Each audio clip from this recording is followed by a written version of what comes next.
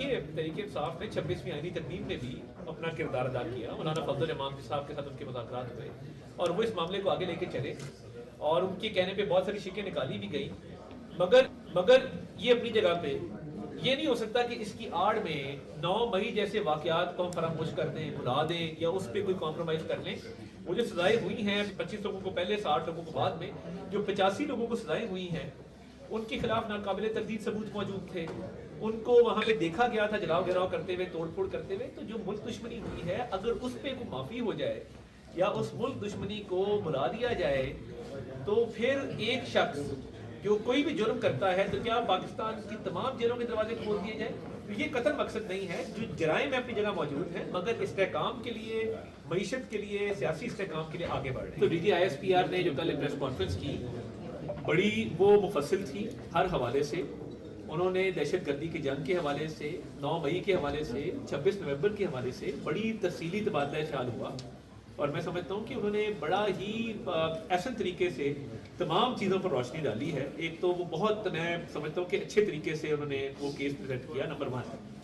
Number 2, جو 9 مئی کے cases تھے جن لوگوں کا ملٹری ٹرائل ہونا تھا اور یہ سمجھا جا رہا تھا کہ یہ لوگ فوجی تنصیبات کے اندر گئے ہیں, شہداء کی یادگاروں کو مسمار کے ان کا فوجی عدالتوں میں ٹرائل ہوا جیسے پوری دنیا میں ہوتا ہے. اور فوجی ٹرائل کا یہ مطلب نہیں ہے. فوجی ٹرائل کا مطلب یہ ہے کہ وکیل کا حق حاصل ہے, فیملی سے ملاقات کا حق حاصل ہے, ریکارڈ تک رسائی کا حق حاصل ہے. اس کے ساتھ ساتھ ایبسنشیا میں ٹرائل نہیں ہوتا, یعنی آپ کی موجودگی میں ٹرائل کیا جاتا ہے. اور اپیل کے 2 حق حاصل ہیں, ایک ملٹری اتھارٹیز کے اندر ہے اور ایک اس کے بعد ہائی کورٹ کے اندر ہے. تو جو فیئر ٹرائل کا پروسیس ہے وہ انشور کیا گیا ہے کہ رائٹ ٹو فیئر ٹرائل کو مینٹین کیا جائے. دوسرا, جو لوگ یہ سمجھا جاتا تھا کہ فوجی تنصیبات پر حملہ نہیں کیا, ویسے جلاؤ گراؤ کیا ہے یا توڑ پھوڑ کی ہے, ان کا ATC کے اندر ٹرائل ہو رہا ہے, ان پہ دہشت گردی کے مقدمات ہیں. تو میں اکثر کہتا ہوتا ہوں کہ اگر آپ ریل پر سفر کر رہے ہوں اور آپ ریل کے اندر کوئی جرم کریں گے تو ریلوے پولیس اس کا نوٹس لے گی. اگر آپ سے منشیات برآمد ہوتی ہیں تو اینٹی نارکوٹکس فورس اس کے لیے موجود ہے. اگر آپ کوئی کرپشن کرتے ہیں تو اینٹی کرپشن کا پرچہ ہوتا ہے. اگر آپ کوئی میگا کرپشن کرتے ہیں نیب کا پرچہ ہوتا ہے اور نیب کی کورٹ میں یہ معاملات جاتے ہیں. ڈرگ کورٹ بھی موجود ہے, FIA کورٹ بھی موجود ہے, نیب کورٹ بھی موجود ہے, ہر طرح کی کورٹ پورے پاکستان میں موجود ہیں. تو جب آپ ایک دفاعی تنصیبات کے اندر جا کے اس پر حملہ کریں گے تو پھر ملٹری ٹرائل ہی ہوگا. تو وہ معاملات چل رہے ہیں کہ ATC کی کورٹ میں کون سا معاملہ ہے, آپ کے ملٹری کورٹ میں کون سا معاملہ ہے. یہ تمام معاملات جو ہیں قانون اور آئین کے مطابق ہیں اور وہ کارروائی آگے بڑھ رہی ہے. اور میں سمجھتا یہ ہوں کہ جو منصوبہ ساز تھے 9 مئی کے اور جو ماسٹر مائنڈ تھا اس کے خلاف بھی جو کیس آگے بڑھنا چاہیے, کیونکہ اجرت میں نہیں ہوا. ان کیسز کو باقاعدہ طور پہ 2 سال لگے ڈیسائیڈ ہوتے ہوئے کہ پروسیکیوشن ہے, ایویڈنس ہے, کراس ایگزامینیشن ہے. گودل صاحب ماشاءاللہ ورلڈ ریکارڈ ہولڈر ہیں, 11 دفعہ بار کے صدر رہے ہیں. یہ معاملات, لیگل معاملات کو سمجھتے ہیں کہ ٹرائل میں کیا کیا چیزیں انوالو ہوتی ہیں, فرد جرم عائد ہونا, اس کے بعد ٹرائل کا مکمل ہونا.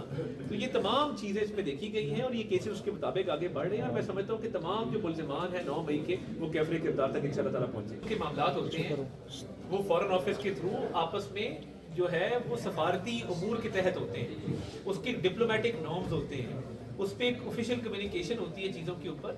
تو یہ تو ایک عدالتی معاملہ ہے اور وہ بھی لوکل عدالتی معاملہ ہے. تو اس کے اوپر میں نہیں سمجھتا کہ ریاستوں کے مابین کو ایسی بات چیت ابھی ہو رہی ہے.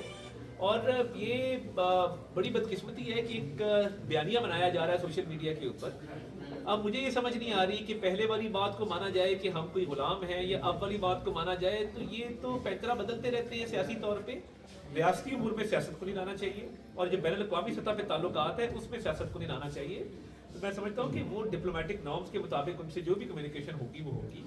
ریاستوں کے درمیان جو معاملات ہیں وہ ایک بہت ہی آفیشیل لیول پہ ہوتے ہیں, تو اس کے مطابق یہ آگے چلے گا. باقی انہوں نے سیاسی بیانیاں بنایا ہے, وہ بناتے رہتے ہیں. پہلے آیا ہم کوئی غلام ہیں, پھر آیا امر بالمعروف, پھر کوئی اور آ گیا.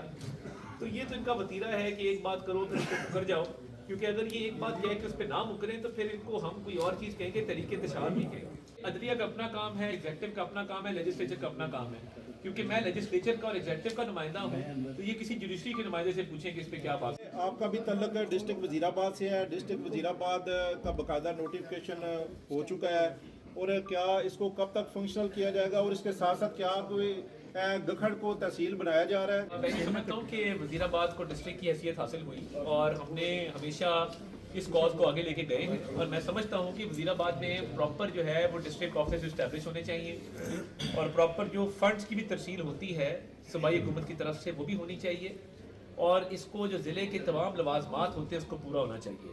बाकी तहसीलें कौन कौन सी होंगी वो एडमिनिस्ट्रेटिव मैटर है, वो जैसे बोर्ड ऑफ रेवेन्यू बेहतर समझेगा वैसे होगा, मगर ज़िले के दर्जे पे जितने भी लवाजमात पूरे होने हैं वो फिलफौर पूरे होने हैं।